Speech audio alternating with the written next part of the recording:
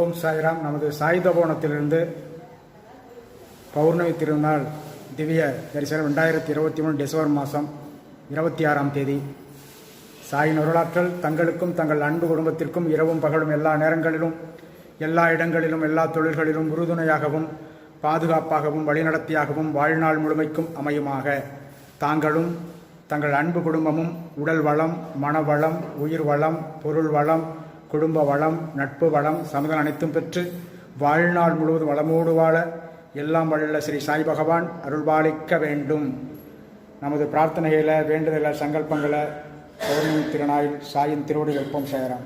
ஷாயே ஷாயே ஷாயே ஷாயே ஷாயே ஷாயே ஷாயே ஷாயே ஷாயே ஷாயே.